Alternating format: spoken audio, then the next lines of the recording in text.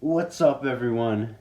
So, you may be familiar, probably not, but one of the first couple videos I made on this channel was me looking through some classic or like old video game magazines from like 2001 and 2000. They were nice, I guess. I made those like last year, December. It's been that long, damn, kinda. But if you already know, I found them at a thrift store, and at the same thrift store I found not one, not two, but one, two, three, four, five, six, seven, 8, 9, 10, 11 anime or at least retro otaku. As much as I hate to say that word, I don't really like the word otaku. These are otaku magazines, and it's cool. Nice, very cool. It's gonna be very interesting. The like early days of like anime and manga in the West or and all of that stuff. And obviously, of course, if you know, I'm not going to tackle all of these at once, but I think today I'll try to tackle like at least one or two. Um, but I'm gonna make this into a series, and first, and then maybe if these are not already scanned online, I'll scan it myself. And also, I may sound a little muffled or a little like, I don't know, nasally. I don't know, because I have had a cold lately. And so if I sound weird or like phlegmy, I don't know. Is that the word phlegmy? I don't know. But first, I want to start with this one. So, this one is special because if you can see here, I believe, if I can find the date, hold on. Oh, hold on. I'm sorry. Alright, I'm sorry. Anyways, this right here is from, I believe, December 1993. This is a 1993 issue. Put that in perspective. Gundam did not, the original Gundam series did not have like an English release until like I believe 19 like 96 or 97. This was basically before Mobile Suit Gundam got an English release and pretty much all of that. So if you see here, you can see Aura Battler Dumbine, if that's how you spell it, Aura Battler Dumbine, and like all of this, it's a mecha press.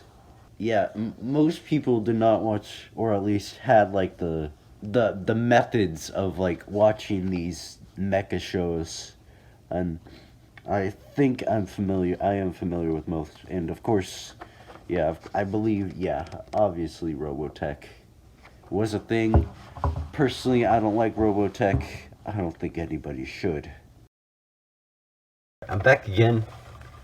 Hopefully, I have a better setup, I guess, quote unquote setup. So, yeah, I'm gonna stop the thing and get into it. All right. So here's the first. All right, hold on. I'm gonna look at the table. Let's look at the table of contents. Here's some, I guess, some publications. Anime Shower Special. I'm not sure. This might be like other magazines, Mecha Press, all of that, Protoculture. All of them are Protoculture, so, yeah.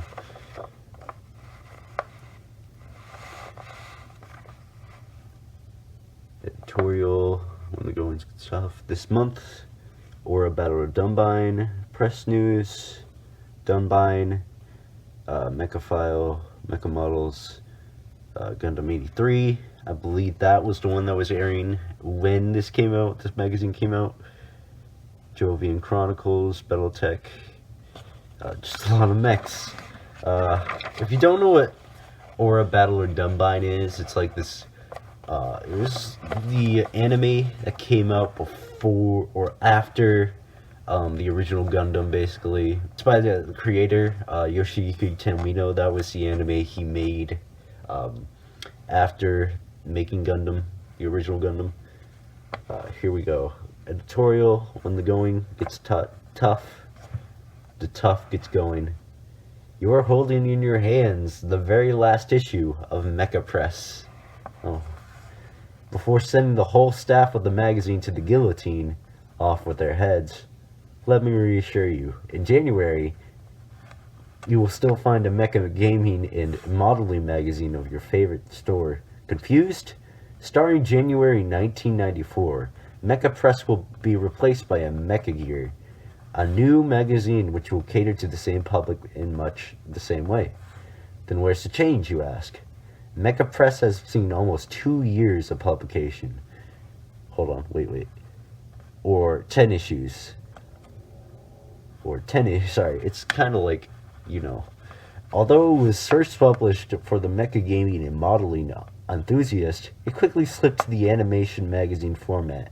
Halfway between two groups, the animation lovers and the gamers/modelers crowd, the magazine was a jack of all trade and master of none. The final blow came during the convention of summer '93, Anime America, Anime Expo, and Gen Con '93, where anime fans told us they were displeased, and the gaming modeling crowd told us they loved our work. We felt it was time to bring the magazine back on track, and at the same time, repolish its public image. Why eliminate issue 11 and 12 of Mecha Press? Simply to give us time to prepare a new look and plan content, so there won't be any more delays. Is the same material? The material of those 2 issues is... Sorry, it's a little weird. I don't know what's up. It's not lost. Of course, it is just reported. Mecha Press subscribers will not be affected, as they will receive Mechagear instead. Will there be more changes in Mechagear? No. You'll still find gaming and modeling articles. But new games will be added to the roster. I think the ink is a little weird. Modeling articles, but more how-to onto every type of models, including gaming miniatures. You'll still find some mecha anime material, but more oriented towards gaming and modeling, more technical stats, and less critics and depth in examinations. All in oil, more mecha and mechanized science fiction coming your way. Animation lovers, don't have to feel cheated. Most of the displaced material will find its way to the pages of our sister publication, Protoculture Addicts, which I have a shit ton of magazines of. And all of you who kept in faith in us, thanks. We can't move it without you. See you all in 60 days. Oh. Alright. Let's see. Yeah. Just a bunch of credits. Okay. So here is... Did I already mention... I already explained what Turbine is. I have a terrible memory. I'm not sure if Turbine actually got an English release. I haven't watched this anime. I'm mainly just familiar with it because of Super Robot Wars.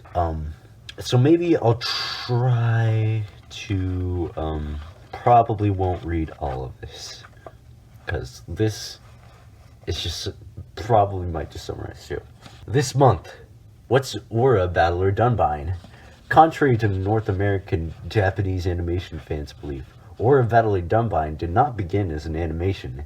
It was a novel titled The Wings of Lin. It was written by Yoshiyuki Tomino, the creator of Mobile Suit Gundam, and was, from its author's own admission, a kind of fantasy/adventure novel that resembled weird Records of Lodoss War, because that's the only fantasy manga that exists. Crazy. I don't know if Berserk was localized, but I know there's more to fantasy than those two. It's just weird, In the novel, the characters were quite different, and there were no mecha at all. What? In fact, the only thing that influenced was to become Aura Battler Turbine was that Aura played a key role in the Mi Filario, aka the Little Fairies, were part of the principal characters. The rest was heavily adapted for the animation. The fantasy/adventure feel was not kept, and the story from what we were told was radically changed. The introduction of the MECHA, a request from Bandai, who was going to take care of the toy merchandising, caused at first some problems. From the looks of it, their looks could not be mechanical because they would not fit the original feel of the story. The designers consequently went for the organic look. This was a gamble since the machines that were popular at the time were extremely mechanical. Armored Trooper Votoms, Combat Armored Dogram, and absolutely nothing had to do with fantasy whatsoever. Luckily for the animation team, Turbine proved to be a kissing, lasting success, both in animation and merchandising. In 1987, a new OVA appeared, taking place 500 years after the original series. The OVA was, design-wise, a realization of one person, Yutaka Izubuchi.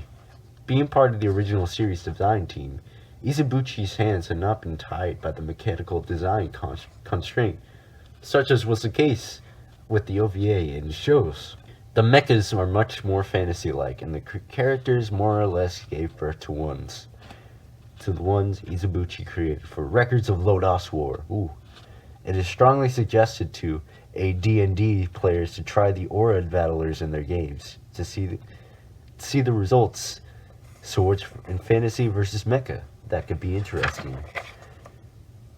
Alright, let's see some more. Mecha Press News. Alright. FAFSA Corporation. So these are just like tabletop stuff that just so happens to have mechs in it. Mercenary Handbook 3055 is now available. It gives you the lowdown on the day-to-day operations of the mercenary units in Battletech and Mech Warrior. The book also includes background information on the 5 famous mech units, including Wolf Dragoon and the Blackthorn. One of the authors is Stephanie Maris, a regular Mecha Press collaborator.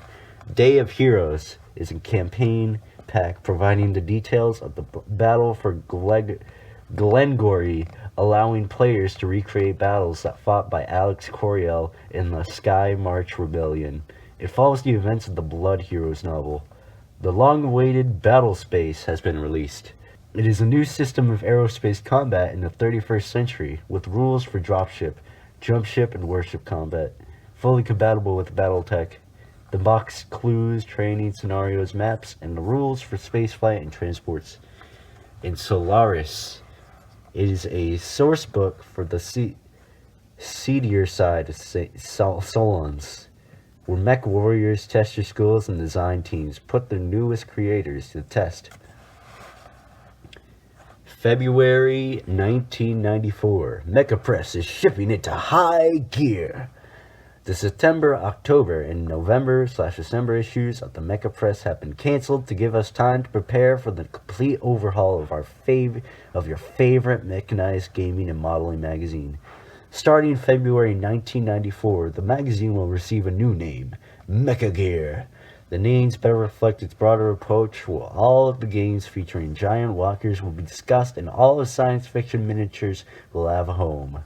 Mecha Press subscribers need not to worry. Their subscription will be carried over to Mechagear. See you in 3 months. Mechton News. At Gen Con 93, R. Talsorian Games Inc. indicated that they are considering a 3rd edition of the well-known Mechtron role-playing game, tentatively called Mechatron Zero.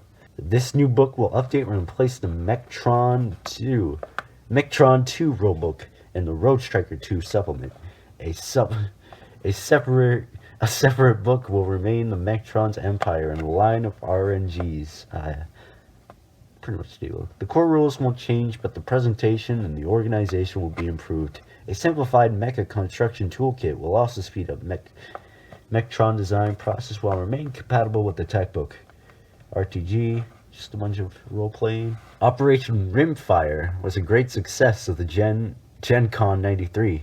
This epic adventure send the world of Algol, take the players through a wild ride on and off Algol itself, all the way to the reach of the Algolian solar system. The book includes 10 pre-generated characters, nearly 40 NPCs, and 9 new Mechatron and Robotech designs. The Mechatron 2 basic rules along with the tech are needed to play this 104-page campaign. Available now from our Tolsarian Books. Jovian Chronicles. The first Dreampad 9 licensed Mechatron sourcebook is now available. The Jovian Chronicles have received nothing but high praises since its Gen Con release this summer. Turn to page 98 for more information on this new Mechatron universe. The Europa Incident, the second book in the Jovian Chronicles line, has been slightly delayed. Oh no! The book will include more information more than planned, and so took more time to do. New release. Alright. We'll be expecting around early November. And some more role-playing. It looks like some stuff. Oh, the Medium Omnimech's blueprint set has been cancelled. Oh, fuck. Blood of Heroes, secessionist factions clamor for the rebellion in the Federated Commonwealth. The rebels trying to get a foothold on the Glengarry didn't expect the Grey Death Legion's newest members to take matters into their own hands. However, written by Andrew Keith. I don't know what all this is.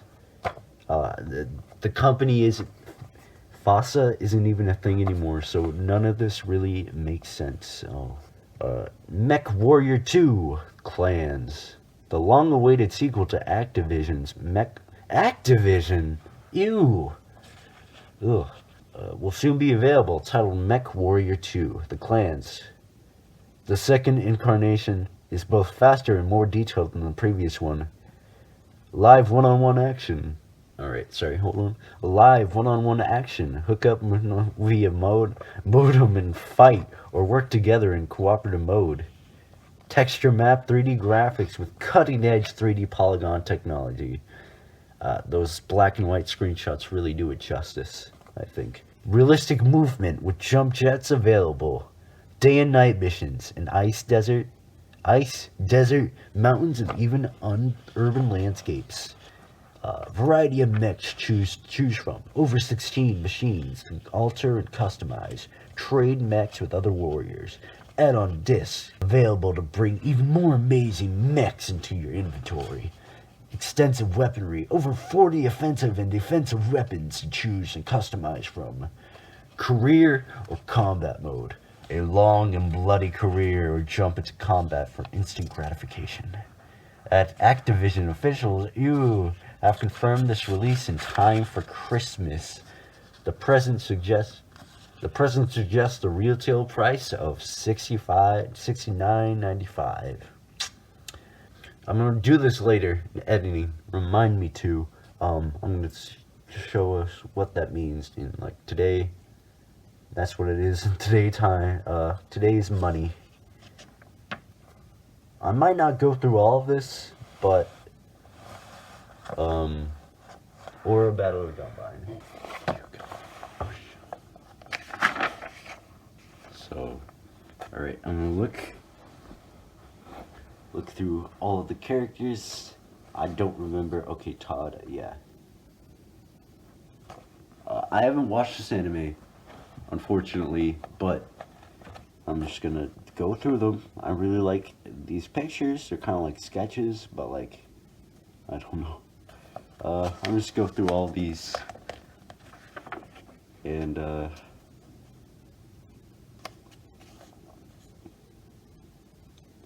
because I don't really see. Just kind of summarizing.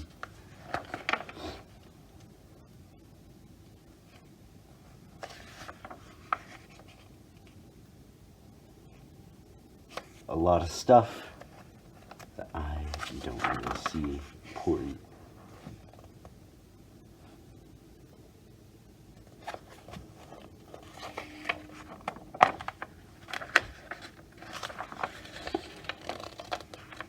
Alright, we're back, and I'm not really sure how the Mech or like the gunpla building scene was like in the West during quote unquote scene, of course, in the West during this time, or like model kit building. I'm not really sure if it was accessible as like today, where you could walk into like a Barnes and Noble and find like a gunpla set. But anyways, I'm just gonna read this. Who knows what this is about? Just mech models detailing neck units. Technically, building a realistic and highly detailed model consists of a lot of patience and experience, plus the most important element, mechanical knowledge of the machine you're modeling. Logic is also a great help. Since one of the most prominent features of a mecha is in its head, the first and utmost important detail area is the neck unit that supports it. There are actually 3 ways to enhance the neck: full scratch build, kit part modification, and part addition. These methods are applied to different kinds of models, and as such, are discussed one after another. Enjoy! Alright, let's see here. Full scratch build. The method applied is 2 separate cases. When the entire neck block is modeled with the head, M5 Gundam, Zeta and double Zeta kits, and with the neck section is molded separately, but looks wrong, pat labor models, and is the most difficult method, but also one of the most satisfying ones. Let's see here. Figure 1. Place your polycap housing bars here. Cut off, shave off, polycap, I see. Nice. Note, do check your dimensions carefully. If the neck is molded, I'm not sure if this is useful information today, because some of the model kits these days are kind of less than ideal. I have a gunpla set. It was the one of the RX-79, I believe, from MS, the Gundam 83. I got too frustrated around the end and just kind of gave up, but I think I'll pick it up later. You need screws for some reason in that model kit, but whatever. Or did I say this? If the neck is molded with the head, shave it off completely. Build a small housing in the head for a complete polyethylene cap. See figure 1. Cut off the mounting pin in the body and measure the plate that will hold your neck mechanisms. See figure number 2.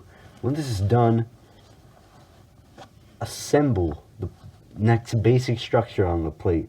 This can look like anything depending on the sorry, I need to get a little on a particular model. Next, install the fucking I can't read that. It's hard to see. I'm reading it from a distance.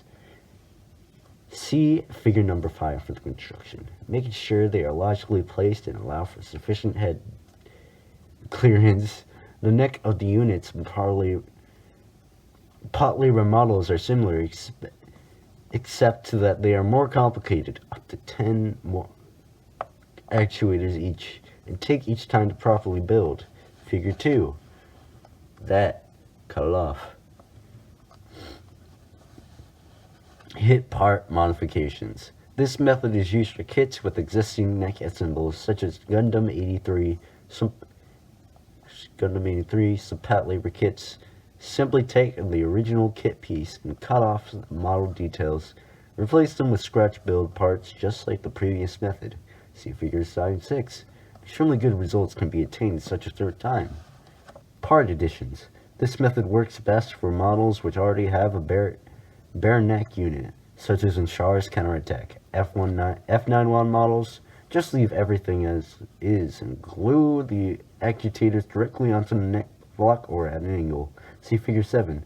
Always check for sufficient head clearance. Obviously, I'm not into like part modifications or like spray paint. I've only built like 2. I've only built 2 gunpla models. Cables and pipes. Place an actuator. Making the actuators. There are 2 ways to do this. The first involves using small telescopic tubes. The second is to sculpt a styrene rod in the correct shape with a sharp knife. Once done, cut small discs out of plastic and discs. I said dicks. Oops. Out of plastic models, glue them to make the mountains. See that? In conclusion, all you have to do is choose the most appropriate method for the kit you are currently building. Don't hesitate to consult appropriate reference material when in doubt. Before you know it, you will be adding details to your models in a matter of folly. What the fuck? Foley, whatever. I'm not sure if this was airing at the time, or you could even like obtain this in English. But this is Gundam 83, Stardust Memories. So I'm assuming they're just talking about a show that you probably, at the time you're reading this, probably won't have a chance of seeing anytime soon. So this is just breaking down pretty much what happens in the anime. I'm assuming this is like a full synopsis, considering most people probably wouldn't be able to watch it. And with this, if this spoils you, I'm sorry. Oops. Alright, let's see here. Some new mechs, some new models. Heavy Armor by Mark Alexander Vezina. Sorry if that's spelled that wrong. Oops. This all new mecha feature will be a regular column in our pages. Heavy Armor proposes to take a look at some of the mecha miniatures available on the market for mechanized science fiction gamers and modelers. Thus, while mecha and power suits will often be reviewed, don't be surprised to see a tank or a fighter once in a while. After all, what's your robot gonna stomp when all the other giant metal giants are down? The reviews will mostly be centered on the modeling and general appearance of the miniature it comes in the package. Whenever possible, accuracy will be checked against a gaming illustration, which serves as a template. Other review criteria will include molding quality, details, and so forth. All models are the lead ban in the state of New York forced several companies to change their casting metals, so a quote-unquote material entry was at the description of each metal. I wonder if this is I'm not sure what this ban is talking about. I just realized it says lead, like the thing that you use. We used to use in metals, and it was bad for you. Ugh, I'm fucking stupid. Anyways, take a look at this name. XME 423KX, Vantel Manufacturer, RFM Company, Kit Number 1016, Material Lead Alloy. The Vandal is one of the new generations of Mechtrons built with the tech book technology. It is one of the hottest designs to ever come out the Artolosaurian. The miniature is quite big, even if the Vandal is supposed to be only 10.8 meters high. It dominates the other Mechtrons by a good scale centimeter. This must be attributed to the artistic license on the part of the sculptor. But given its exceptional looks of the Vandal, it only enhances the model. The kit is composed of 5 parts. On the Mechtron itself, an oddly shaped shield, 2 beam shotguns, and 1 hexagonal base. The flash molds are discreet and easy to remove. Arms are connected to the thigh armor plates, but it is simple business to cut them loose with a sharp X-Acto knife. By the way, I'm a cutter. Name Behemoth Manufacturer. Raw Partha Enterprises Incorporated. Kit number 207092. Material Rhodium alloy. The Behemoth graced the cover of Battletech Technical Readout 3055, an early design of the Marauder 2. It ended up as an oddly conceived clan second with Battlemech.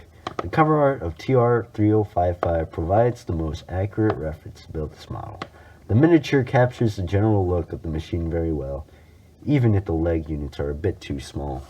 This kit is molded in Raleigh-Partha's new Rallidium, a power alloy designed to escape the lead ban in the state. It is harder to move and more brittle than the traditional lead alloy, which makes removing the mold lines more difficult. The cannons were bent, but it was a simple metal to bend them back to shape. Be careful to not exert too much strength, because the Rallidium may snap. The only real difficulty came from removing the mold line running inside its legs. Other than that, the kit is a breeze to build. Name: SFX-20D Drakkar. Manufacturer: Metal Express. RFM. Kit number: 9012. Introduced in Overkill, the Platamian Wars, the Drakkar is a 3-man gunboat, heavily armed. Although it's supposed to be bigger than a normal fighter, the miniature is hex size like the other fighters in the series, which is quite large, by the way. Each package contains fighters. The model is very faithful to the illustration in the gamebook. In fact, it looks better.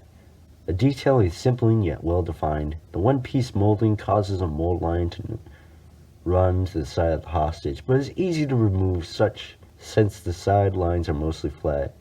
The two-piece stands are clear and is well molded. It's better to glue the miniature on the stand with epoxy since the pin is not big enough for a proper support.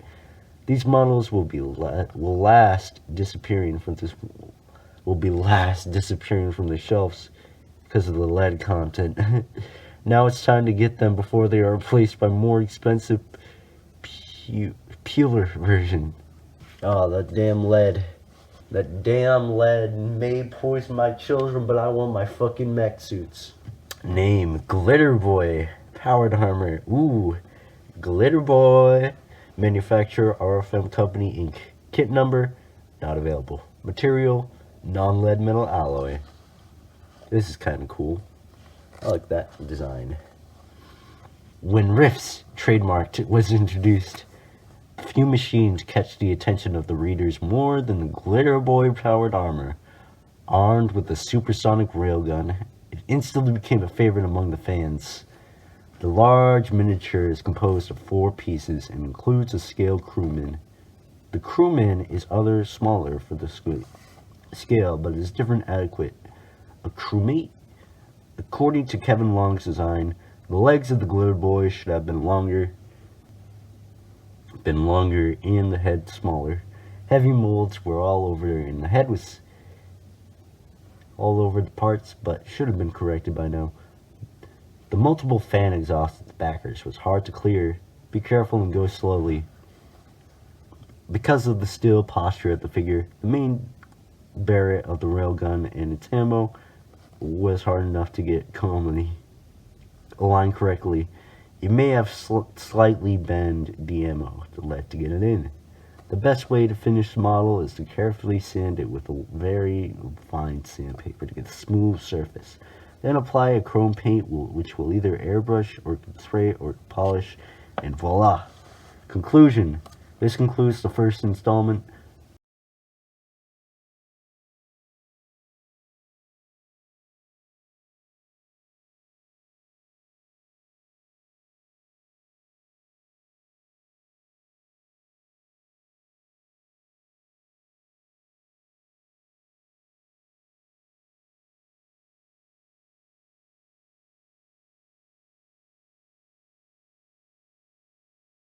This is a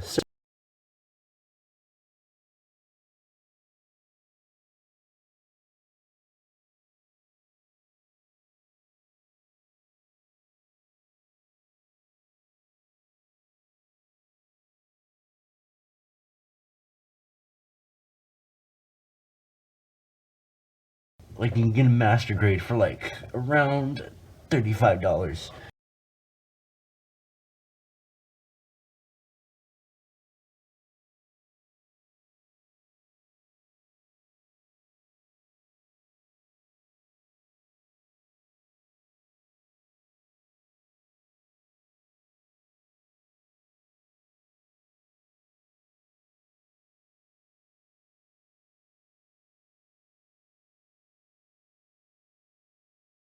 You can't justify either the drive or the expense.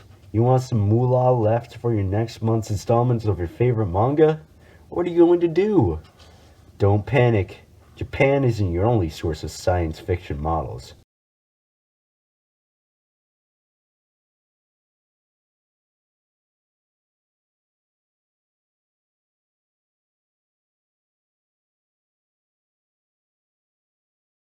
HP Models is an expert.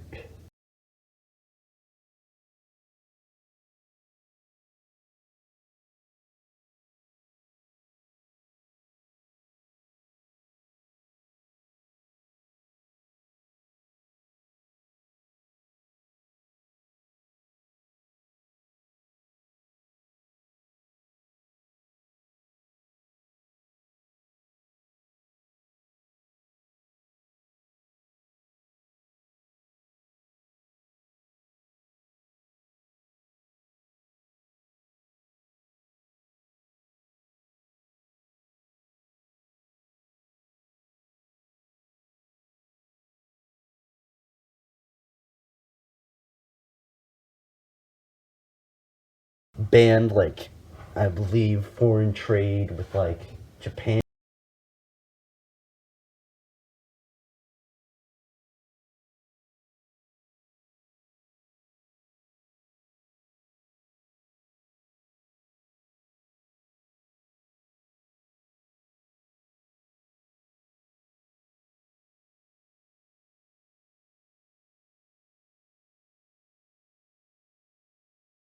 Alright, the kits are almost at the same visual quality for competitive price.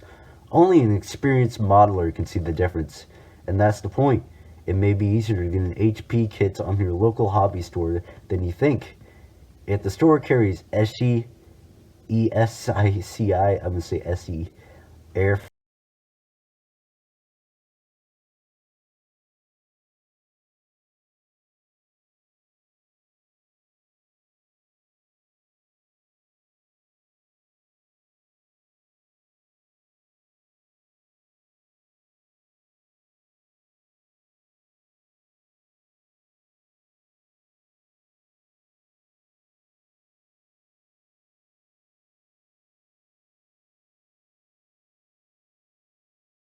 It can be weird. I just don't really have the precision. Most are snap or screw together assembly. Model cement must be controlled substance in some Asian. Model cement must be a controlled substance in some Asian countries. Some kits have fall peel and some kits have fail.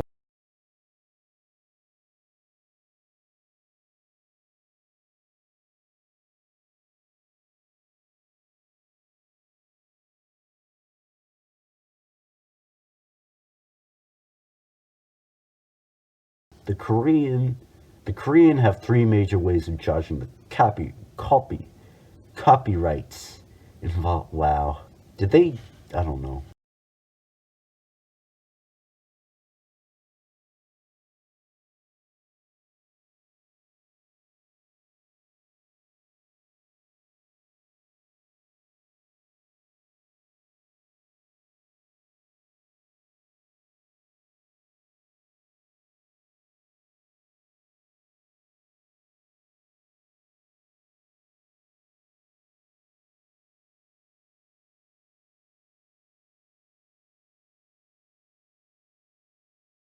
A good idea. Whatever.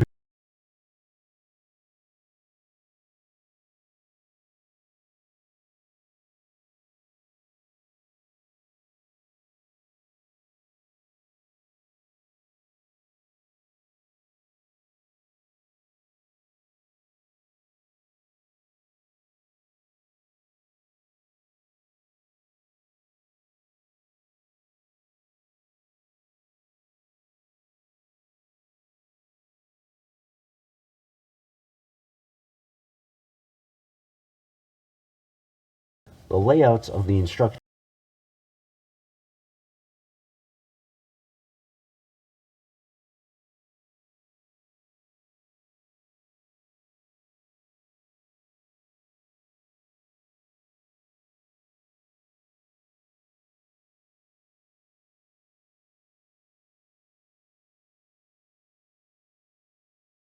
After washing the sprues, rinse them and let them dry on paper.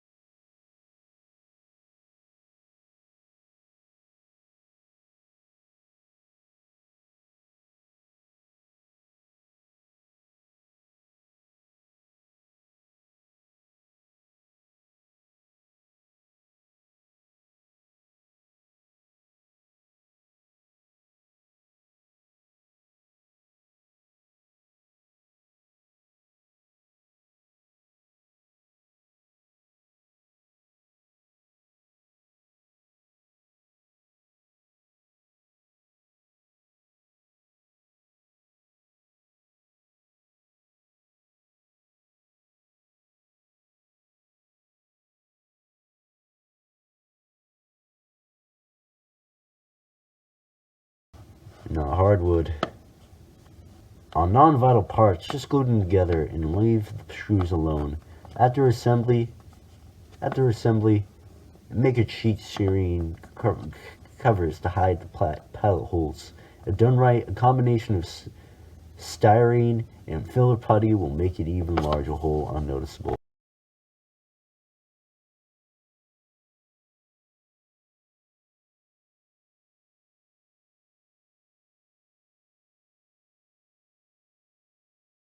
If built from the box, a mecha model will normally be in the parade ground. Stiff posture you'll always see in the model sheet drop. If you have some experience, you can modify the kit to give it more mobility, using either homemade or ball types, or simply glue in an interesting pose. However, tip number one, know what you're modeling. One of the first Korean kits the author bought with the infamous Macross Venue Go line set, HP models F118. The Macross half was a 171 and 170 scale Hiwa Valkyrie Badroid copied on the RV11 model. Surprise! The locator pins to attach the booster pads to the rear torso were on the wrong side. If it hadn't built the Macross kits before, he would have assembled the parts wrong and messed up. By the way, respect. I'm assuming they're talking about the Macross. Thanks for not calling it Robotech.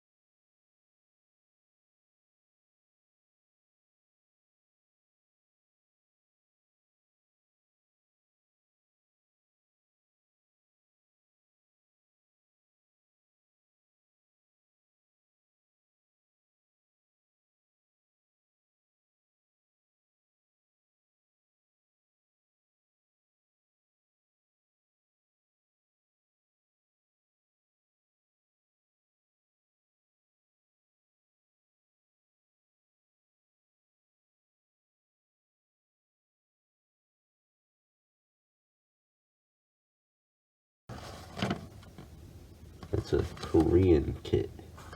It's a no frill.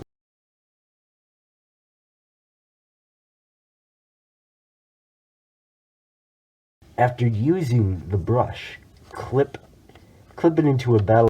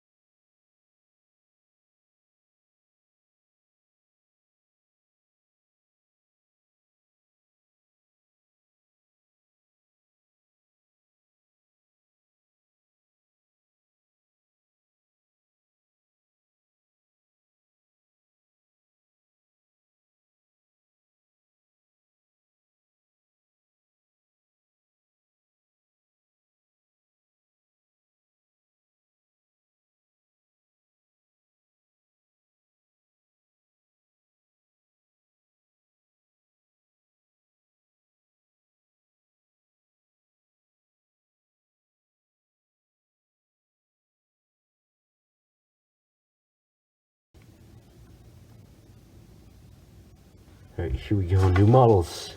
New type. Alright, here we go. Let's see. Maybe I could go through this entire list. I guess we'll go through this. New arrivals of the toys and new type hobbies and toys. Special edition JapCon 93 consoles. Limited quantities only. Recent vinyls. Recent and vinyl kits.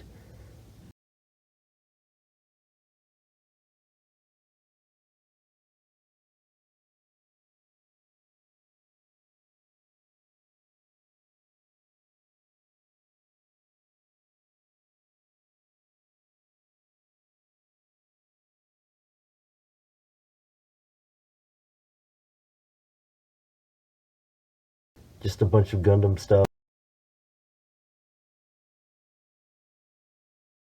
Says Sailor Moon, Ginray, Godzilla.